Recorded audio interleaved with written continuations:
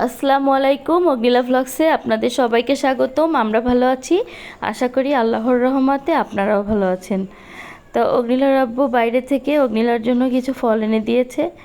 বিশেষ করে এই ফলগুলো আনার কারণ হচ্ছে আমরা বাচ্চাদের কিন্তু দেশি ফলটা চেনাই না। এখনকার বাচ্চারা অনেক ফলের নাম কিন্তু জানে না। আশফল এবং ডেওয়া ফল অগ্নিলা চিনত না, এজন্য অগ্নিলার জন্য আশফল, ডেওয়া, জাম, ড্রাগন, তরমুজ, কাঁঠাল, আম অনেক কিছু কিনে এনেছে। কিন্তু তার ভিতর যে ফলগুলো অগ্নিলা খুব ভালোভাবে চিনে না সেগুলো চিনাচ্ছি। টেবিলের উপর সাজিয়ে রেখে ওকে বলছি, বলো এটার নাম কি। তো ও বলছিল, ওকে ফল টল চিনানোর পর ফল খাওয়ালাম, আমরাও খেলাম।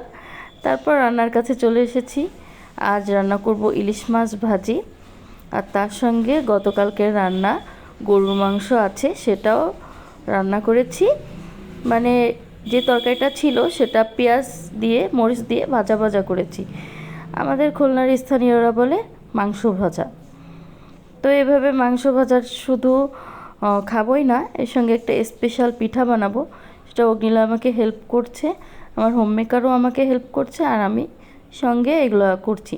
মাংস ভাজাটা করার জন্য মাংসটা খুব ভালোভাবে পেঁয়াজ রসুন ঝাল দিয়ে ভেজে নিয়েছি। তারপর রুটির মতো এভাবে বেলে নিয়েছি, তারপর পিঠার ছাঁচে দিয়ে এটা পিঠার মতো বানিয়ে নিয়েছি।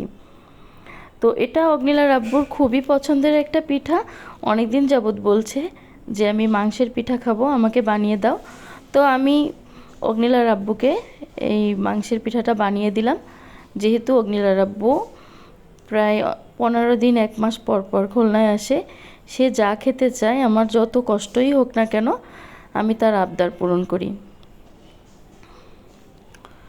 তো এভাবে মাংসের পিঠাগুলো আমি সুন্দরভাবে ভেজে নিচ্ছি। আর মাংসের পিঠাগুলো কিন্তু খেতে খুবই অসাধারণ হয়েছিল। মাংসের পিঠা বানানোর পর আমরা চলে যাব ডিরেক্টলি আজ আমাদের বাসার পাশে মুজগুন্নি মেলায়। আমাদের বাসার পাশে কিন্তু একটা খুব বড় মেলা হয়, নাম হচ্ছে মুজগুন্নি মেলা। মেলাটায় আমরা প্রতিবার ঈদ হলেই যাই, ভালো লাগে যেতে। আর মুজগুন্নি মেলাটা আমাদের অনেক আগে থেকে, এজন্য। আর মুজগুন্নি মেলায় গেলে কিন্তু বিশেষ করে মিষ্টিটা খুবই আকর্ষণীয়। অগ্নিলা একটা ছোট পুতুল কিনেছে, আরও অনেক কিছু মাটির খেলনা কিনেছে।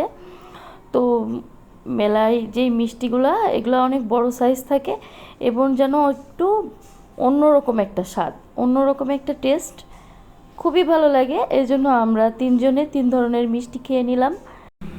আমরা কিন্তু শুধু মিষ্টিই খাইনি, এখান থেকে আমরা 12 ভাজা আছে, পাঁপড় আছে, সব কিছু খেয়েছি। আর ফুচকা আর চটপটি, সেটা কিন্তু খেতে একদমই অগ্নিলার আব্বু ভুলিনি। এত কিছু বা এত ভিডিও যদি একবারে শেয়ার করি, ভিডিওটা অনেক লং হয়ে যাবে, এজন্য শেয়ার করলাম না। এরপর নেক্সট বার যে মেলাটায় আমরা যাব সেটা আপনাদের সঙ্গে অবশ্যই শেয়ার করব। মুজগুন্নি মেলার পর জাতিসংঘ পার্কেও কিন্তু খুব ভালো একটা মেলা হয়েছে। মুজগুন্নি মেলার থেকেও এবারের জাতিসংঘ পার্কের মেলাটা অনেক বড় হয়েছে। আর এখানে আমার ছোটোবেলার সেই শহীদ তিতুমীর মাধ্যমিক বিদ্যালয় স্কুলটি একটু আপনাদের দেখিয়ে দিলাম। এই স্কুলের সঙ্গে যে আমার কত স্মৃতি জড়িয়ে আছে, আমি এই স্কুলে পড়াশোনা করতাম। তাহলে আজ এ পর্যন্ত, ভালো থাকুন, সুস্থ থাকুন, অগ্নিলা ভ্লগসের সাথেই থাকুন।